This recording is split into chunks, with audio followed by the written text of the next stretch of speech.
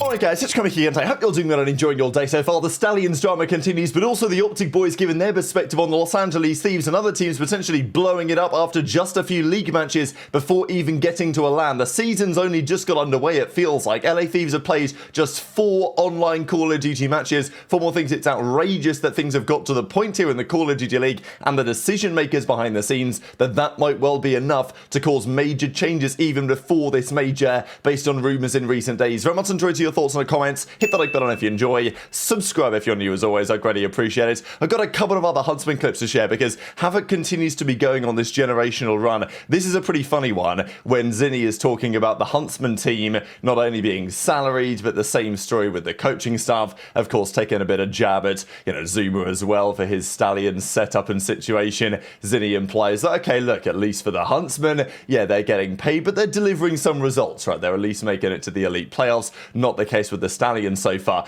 And then Havoc, I mean, look, he's been talking an awful lot. He's been in the news quite a lot the last couple of days. I'll just share one more clip because he was a little frustrated. And there are lessons to be learned, I think, from multiple sides on this. This is definitely another one of the lessons that should be learned, is how does Zuma handle this from a coaching perspective?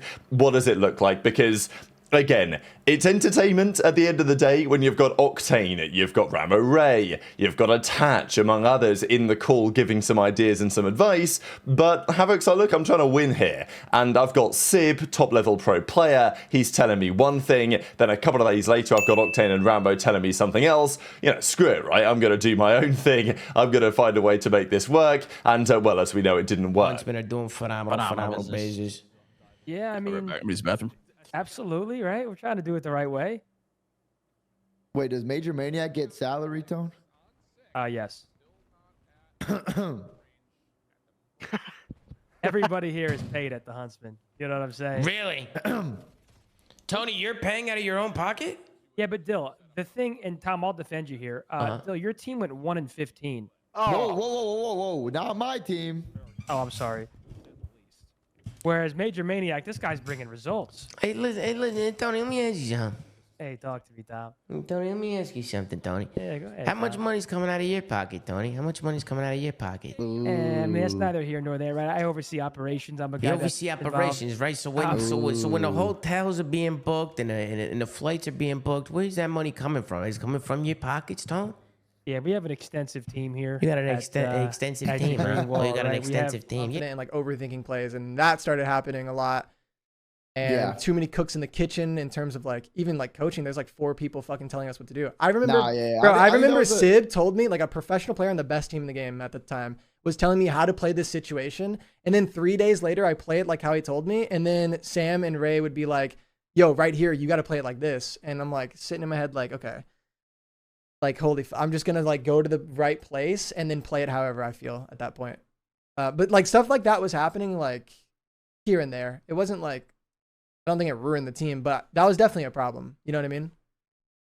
And I know Tom brought that up. No, I think when, especially when you do like a content-based team, there's a lot of people that are going to join in too. Cause like there's a lot of big streamers, obviously Zinni's with Huntsman now. But like Stallions, though, got into some scrims. Of course, Havoc is long gone for the team, so is Lqgend. They were playing at home at Brooklyn. They had Manny on their roster, actually, for this scrim, so it was fellow Aluka, Brack, and Manny were playing. But, yes, Encourage and Swooty, they ain't going anywhere, baby. And Heist and Hyde are rounding out the team. That's what they're currently working with. Look, does this align with what Benjay said the other day, where he said to Zuma, you need to broaden your horizons, you need to look at some other players? Look, I don't think this Stallions team will be the same post-Major 1. Of course, the Elite is, some of the teams have dropped out of the Elite. There's a good argument that they need to look for some of those players now that are potentially available. But of course, everything's going to change over the next couple of weeks regardless. Even Aluka might not still be on this roster. It's not impossible either. So regardless, they played 7 maps. Home at Brooklyn, they took the win 5-2 against that Stallions roster. A couple of other things I wanted to mention on this Falcons series, because it's pretty interesting. Obviously, Gentlemates, they took the loss.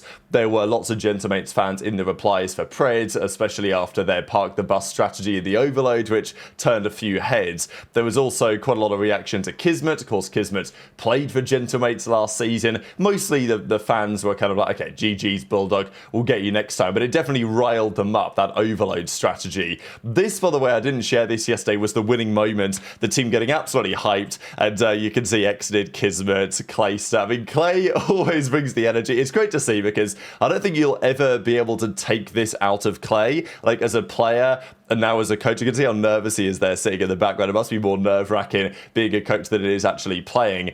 But, you know, Clay would always have the craziest pop-off moments as a player, one of the most hyped players ever. And it's just good to see him still enjoying competition as a coach, right? Because I think that sometimes the players obviously lose that when they retire and they step away. Cellium kind of does the jerk here. I don't know if you guys remember when Splice won Stage 1 playoffs back in Infinite Warfare. I remember it kind of vividly as it happens. But that event, like Zero, Bance, Mack, they all stood up and got hyped, and Jerd just kind of sat there, which is effectively what Cellium does right here. Important series win. Nameless says they're ruining Overload with this strategy. Now, again, you can look at this a couple of different ways.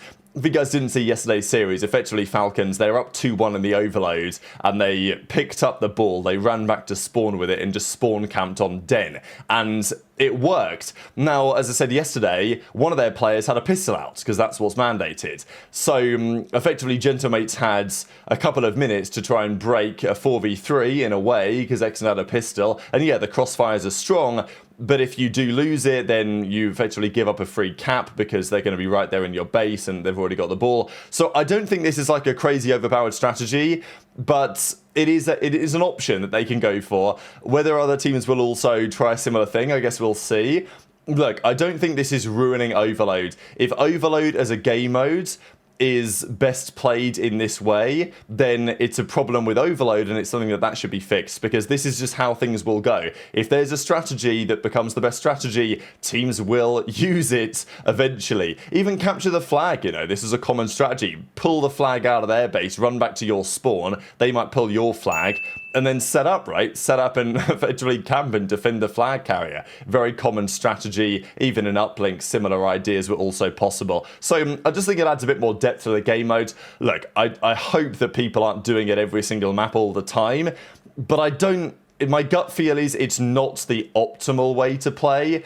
It is an option in certain maps and certain situations. So, yeah, Clayster says, Master Cheeser, here we go again. So, you know, Clay's back at it. I will also mention this, because when I saw this last night, it all started to click for me why the Falcons are making some progress. So, this guy, if you guys haven't seen his face before, Edward Cleland here, he's effectively, like, in esports anyway, the GOAT performance coach.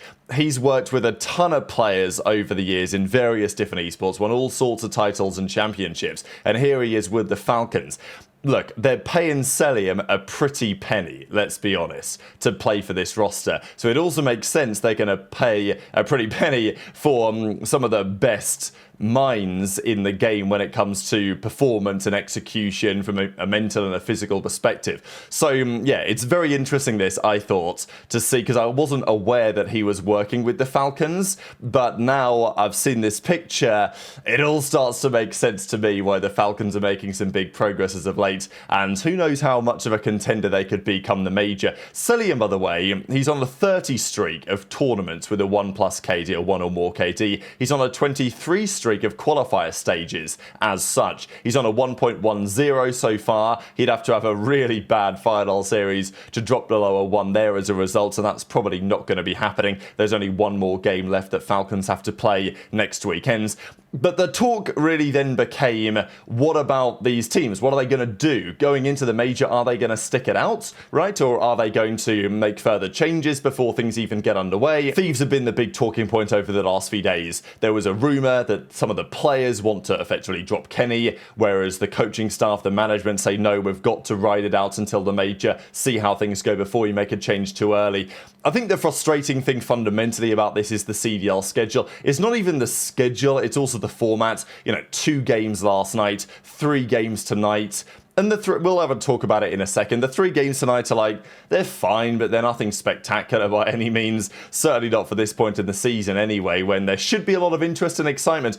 we just don't have enough Call of Duty being played. Nobody thinks that there's enough CODs happening right now. The teams play 1 game a day maximum. You never get to see outside of a LAN event what the team is capable of on a multi-match day. We had the minor tournaments last year. They are bringing those back for the final couple of stages, but not for the first 2 for some reason. We've got barely any tournament matches anyway outside of LAN events. I think that's what's most frustrating. In challenges, they're playing tourneys effectively all the time. Even the elite, right? So they play a tourney to qualify for the elite, basically. Once you make it to the elite, you play single round robin matches for like a few days, really. And then you're straight back to a tournament in the playoffs. And then you're straight back to another tournament in the cup. It's like, in challenges, they play tournaments, and that's how it should be. This is why the CDL was so frustrating that they tried to make it a sports league. In sports, league matches make sense. You can't get the players to play all the time. But in esports, we can run tournaments like every weekend if we wanted to. That's how it used to be back in the day. They wouldn't bother with these league matches back in, I mean, Advanced Warfare, they kind of started doing them. And it's not necessarily a bad thing if there's plenty of them, and maybe you get some challenger teams involved as well at times. But my idea would be to go back to a format where there are weekly 2Ks. Effectively what Challengers does with the Challengers Cup and with the CDL minors we had. Like, you need something like that in the Pro League every weekend, and then you use those results to determine the seedings for the major tournaments. And there should be, and there could be, way more major tournaments, as we know, than we have. The reality is, what FormaL is discussing and what Dashy is discussing here in a second, it's a fair point, and I want to agree that I don't think Thieves should change yet. Because he's right, they've played 4 matches so far this season, and they've been all online, and they've won 2 of them. So the idea that that's enough to decide to totally blow it up feels a bit outrageous. But equally, those 4 matches have been in a 6-week span. The league started basically 6 weeks ago, and they've played 4 games since then, and we're now in the middle of January. So, like, that's a league problem at the end of the day. They've played online CODs for a month. I mean, most of their time has been in practice, and they've not had an opportunity to show in a LAN environment what they're capable of. Seem like when it's in a good spot is a fun watch. Definitely can be. I feel like the community is better when it's better, but yeah. I mean, yeah. I mean, back to what Austin was saying though, it is just kind of nuts the day and age we live in. Like, you like have these teams like so down to swap, like pro teams. They're down to swap players around and like probably side texting other teammates on the team. You know, they like, you know, we got to do something because they're doing bad in this like online league. Like, you're not even giving a chance to like see what your team's like on LAN. Like back in the day, there's LAN teams. Yeah, you know there were people that were like, bro, we can get shit online. We don't care. Like we're good on LAN. Like we're gonna get our like get back on that team on LAN. Shit talk. You know what I'm saying? Like, and nowadays it's like you're like 1 and 2 in the league. It's like there's issues already. There's like super shit brewing and like it's so weird. Dude, even Thieves was 2-1 and the fucking whole community was making it seem like they were the worst team ever. Like they were they were us 0-18 fucking they're talking about Ken this and that. And I was like, obviously now like they lost the FaZe, but this is before the break. And I was like, God damn, I've never seen this fucking PR in my life for any player, any team. For 3 online league matches, and 2 of them they won. The COD community presses the panic button like super fast. Yeah, and because all they have is this to watch. There's such a small sample size. Like even what you just said, you don't see how your team is on LAN. You don't even get to see what your team is like on a multiple match day. Like you don't even get to see how your team bounces back after a 3-0 loss on the same day. Yeah. You wait a week to play. You play on a Sunday, and then you don't play till the following Sunday. So you scrim all week with your fucking head down. Team morale's probably shot because you're just thinking about this terrible loss, and now you have to wait a week to play. This is why, in my opinion, we should always have a LAN events before Christmas. You've got to try and find a way to make it happen. It happened back in Black Ops 4. It happened at that ReeaL event, was at the start of Modern Warfare 2. But it's been very few and far between in the CDL era to have events before Christmas. I mean, look at this, right? This is Thieves' record, and I'm not saying that Thieves shouldn't drop Kenny. I think at this point it feels like an inevitability that it will probably happen, and they will feel like that is necessary to move in the right direction. But the fact that it's been thrown around as an option before even playing a LAN, there was a rumor the other day, as I say, that the players actually kind of want to pull the trigger on this, but the team at large isn't so happy about it. Again, that smells like bad team chemistry internally. But they beat FaZe, they beat Falcons, then they got slammed by Gentleman, and then they went for the Christmas break. It's like they played 3 games before Christmas, they've come back from the new year, they've played 1 game, and now here we are on the 17th. They're about to play again tomorrow, but it has been 6 weeks, and they've played 4 games. It's like, it's just an absolute joke, to be honest. So, yeah, FormaL, Dashy, they agree. It's kind of outrageous to make a decision based on these matches and these matches alone without even playing a LAN event. You know, back in the day, you'd go to a LAN, you'd play 4 games just in the groups, and then you'd go on to probably play another 5 or 6 in the tournament on the Saturday, Sunday. So you'd get a real feel for how good your team was. Whereas now you turn up, you have a bad day at the office, you get slammed that 1 match in 45 minutes, and then you're back to the lab again for another 2 weeks. It's just, yeah, what an absolute disaster. But that is the way that things are nowadays, and as a result, you can understand decisions being made, I suppose, as a consequence. These are the games of today. Heretics are back at it again. They play Boston. It's going to be an important bounce back for Boston if they can get this one over the line. Heretics did look very good yesterday, though, but I think Boston need this win, kind of. Not like they need it, but both of these teams, actually, it's very important for them to get to the winners bracket, really. Just Boston, after getting reverse swept, it's been a difficult couple of weeks for them. Koi, Toronto, they play Ravens. Can Exceed continue the masterclass? Somewhat doubtful. I think Toronto should handle business here. FaZe Cloud9 is interesting just because Cloud9, they took Gentlemates to 5 last week and could have won it. Against FaZe, we'll see. Are FaZe the best team in the game? Because Gentlemates having lost to Falcons, you certainly can't argue that for them. FaZe beat OpTic last weekend. Many people put them number 1 in the power rankings. We'll see if they can uphold that legacy today. But hit the like button if you enjoyed. Subscribe if you're new. Take care. And I'll see you next time.